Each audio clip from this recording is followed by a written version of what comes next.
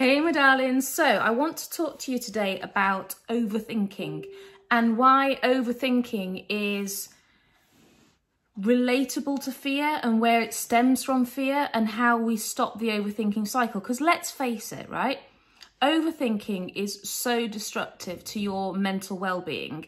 We get into this kind of never-ending circle, kind of like a rabbit hole of problem, and we just play it over and over and over again in our heads, and we try and figure it out, and we're trying to constantly figure out what the solution is, but we keep playing the same story, you know, and we keep going around and around in circles, and we never get to the end, and we just overthink it to the point where we end up paralyzed by our own thoughts. And it's mentally draining, it's absolutely exhausting, and it's something that so many people get into. And the biggest problem is that it paralyzes you, it roots you to one place, it makes you stuck. Okay, you can't take action when you're in this overthinking kind of loop. All right, so we need to learn how to break the cycle, how to break the loop, and then we can move forwards. So the other issue with overthinking is because you tend to add things to the story, and quite often you become the victim of the story, or you become the passive recipient of the story. It can really increase your chances. If you tend to ruminate, if you tend to go over the same things again and again, it can massively increase your chances of depression and anxiety, which is something that so many of my female clients suffer from. I mean, I only coach women anyway, but so many of my clients suffer from is just when they first come to me, they just say, I just don't feel okay and I don't know why. And a lot of it is to do with overthinking. So why do we overthink? Well, if you trace the roots of overthinking back, you will find, more often than not, you will find fear. Because when we're overthinking, we're so scared to take action. We're so scared to do this thing that we need to do, that we start thinking that we're trying to find the solution before we start, so that we don't fail, so that people don't judge us, so that it doesn't go wrong. And the fears that we take with us from childhood are quite often the fears that we end up with as adults. So the fear that nobody will like you, the fear that people will think you're showing off, the fear that you'll get it wrong, the fear of failure. And it's these fears that cause the overthinking, because we try and figure out the solution to make sure we're in complete control before we actually start to attempt anything. Now, the problem with that is that the more you overthink, the less control you'll actually be in, because control needs action. Control needs to figure out little steps. And when we're overthinking, we're not figuring anything out. We just keep on going again and again and again. So you need to figure out first and foremost, what is triggering you? What is your fear? And there's a lot of fears that people have in common. And be honest with your fears. You know, people fear, common fears are things like the fear of judgment from other people, the fear of failure, the fear of the unknown, the fear of getting it wrong, the fear of you know, making a mess of it, the fear of losing people. So all of that, all of the fears and the overthinking keeps you just rooted to the spot. So what can we do? Well, the good news is that overthinking is a mental habit that you've gotten into. It's not permanent. It's not systemic. It's not going to, you can train your brain basically out of it as you have learned to fall into it. So how do we do that? Well, first of all, you've got to figure out what your fears are. That's really, really important. Like, figure out, what is it that frightens you so much that you don't want to take the action? And then, you know, we always react, when we're 6 years old, we react to fear in more or less the same way as we react when we're 46 years old.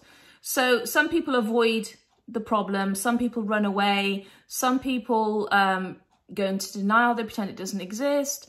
And some people just panic. They just literally, they can't think around it, they just panic, and that's their response to fear. So why do we feel afraid? What is it that's causing this fear? And quite often the cause of the fear, the root of the fear, is the fact that we're trying to take on this huge mammoth task. So for example, when you're younger, it might have been an exam that was coming up that you were frightened of. People feel, you know, it might have been taking your driving test. People feel frightened of commitment, but it's something big. And people see this huge elephant and they think, I can't eat this elephant, right? This elephant is too big. So what's the solution to that? Well, what I do for my clients always, I mean, I'm very famous for saying to my clients, you know, how do you eat an elephant? One bite at a time.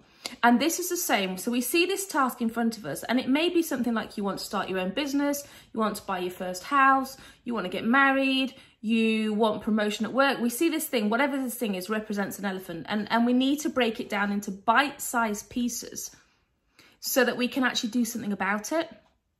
Because what we tend to do is just, you know, try and tackle the whole thing in one go, and then, you know, we can't. So it overwhelms us. It's like insurmountable, this huge, great big thing.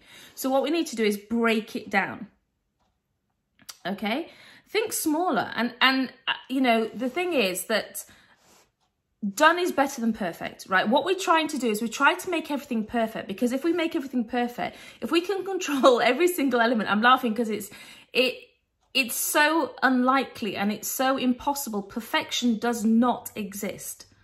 But we strive for perfection because if we can get perfection, we're in complete control, right? But actually what it does is it just makes you overthink, because you want this perfection that's unattainable. And how is that fair to yourself? It's simply not. So, you know, we get this huge scary goal, and because we want to control everything, we want to make it all okay, it just overwhelms us and we panic, run away, however we react to fear in general. But we do overthink this, and we start, what if I do this, and what if she says that, and then what happens here, and then what happens if I don't succeed, and what will he think, what will she think? And we go through all these scenarios in our head because we're frightened, and it stops us taking any action. Now, if we actually just broke it down into one little piece. So for example, if you wanted to start your own business, for example, you might think, well, I can't start my own business because I've got to rent a property. I don't know, maybe you want to be a hairdresser. I've got to rent a property, and then I've got to find the staff, and I've got to have the training, and I've got to find some clients, and I've got to leave my current job, and you go through all these like, and it just has you spinning, and rotating. Okay, start with the beginning. You know, find yourself a shop that you'd like to rent. Have a look at what the prices are. Get to grips with one small step. Because how do you get from here to your goal? If you know where you are and you know where you want to go, how do you get there? And the answer is you lay one brick at a time. One tiny little brick, one step. Because the path from here to there is just step by step.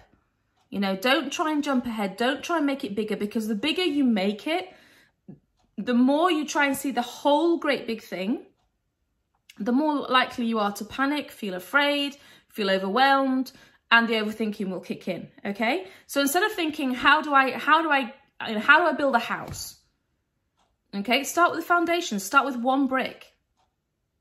Don't start with the whole thing, because it's too big, and then you're going to feel paralyzed by it. So it's small steps, and you know, we're not looking for perfection. We're not looking for done. You know, what we're looking for is progress. You know, how do you lose weight? Like, so I've got a client at the moment who desperately wants to lose a huge amount of weight for her self-esteem and her self-worth, but also for health reasons. And she comes to me, I can't lose this weight. I've got to lose like, I think it's around 20 kilograms. I can't do it. I say, okay, let's work on losing one. No, but I don't want to lose one. I want to lose 20. I know, sweetheart, you want to lose 20. But if we work on how you improve your health, and we make small changes to your health that you can sustain, that you're not going to set yourself up for failure, then step by step, the weight will come off. But we can't change everything. Like, you can't go into complete and utter meltdown in one day. You know, let's start by increasing your water. Let's start by increasing your movement. Let's start by taking, I don't know, like reducing the sugar in your tea from 3 to 1. Making small steps, and it's about momentum, and it's about progress. It's not always just about let's get it done, okay? Because that kind of mentality, I know we're all impatient. We all want things yesterday. We all want things, you know, we have these dreams and we want it done now. But it doesn't work like that. It's not always doable to think, you know, that I've got to get things done right now. Okay, so take a breath. Now, I'm going to be doing a video as well, if you look in this YouTube channel, about cocoa breaths, because I've developed it's this theory of mine that it just helps women to learn how to breathe. And I know that's like, yeah, Kate, cheers, mate. I've been breathing for 30 years, 40 years. No, it's not that. It's about learning how to breathe to calm anxiety, learning how to breathe to become more in tune with what's going on, learning how to breathe to absolutely reduce your heart rate suddenly and make sure that you're feeling a lot calmer, because when we're panicking, we can't think. Or we're thinking like this, you know, it's the overthinking. It's okay. So in order to stop the overthinking, we need to just breathe. So look for the video. There's a video here on on cocoa breaths. Okay, because cocoa breaths will really, really help you. Right. So always go in the right direction. Small steps every day. Small steps every day. Okay. And so when we get into anxiety, we need to breathe.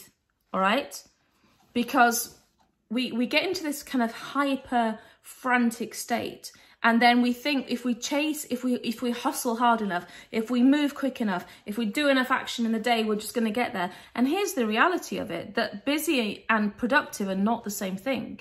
You can make yourself bonkers by chasing all the time and thinking you're getting towards your goal. But if you're just being busy, if you're not being productive, you're not getting closer to your goal. You're just working yourself into a frenzy. So breathing, being mindful and being calm, being aware of self. If you can be calm, you can think clearly. If you can think clearly, you can create a strategy. You see it so much more objectively. You can see it so much more clearly. When we're in the state of overthinking and we're frantic and we're going down this rabbit hole, we react and we panic and we kind of chase our own tail. Have you ever seen a cat or a dog chasing its tail? That's not productive, right? That's just going round in a circle. And that's what happens when we overthink. So you need to take time out. Worrying won't make it go faster. Anxiety and being frantic won't make it go quicker. You won't get there more quickly just because you want it so much that you've got all nervous about it. Quite the opposite.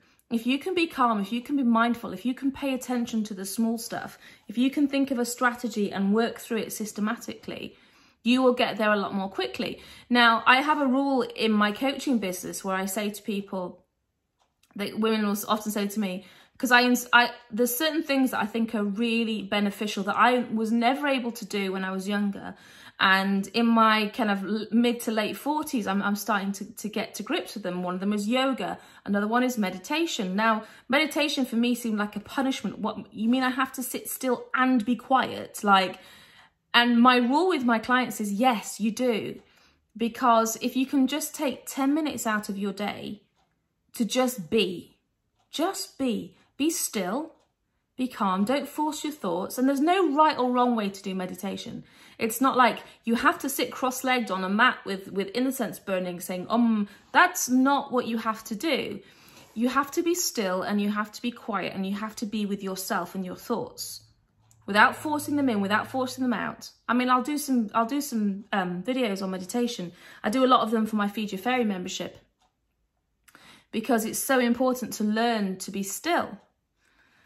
And my rule with my clients is if they tell me that they haven't got 10 minutes a day to meditate, I tell them that they have to do 30 minutes a day, because if they haven't got 10 minutes a day to be with themselves, they need a lot more than 10 minutes to actually calm and be still, okay? So be present, unwind, unplug, appreciate the small stuff, appreciate the little stuff, you know, look after self. It's so, so, so important.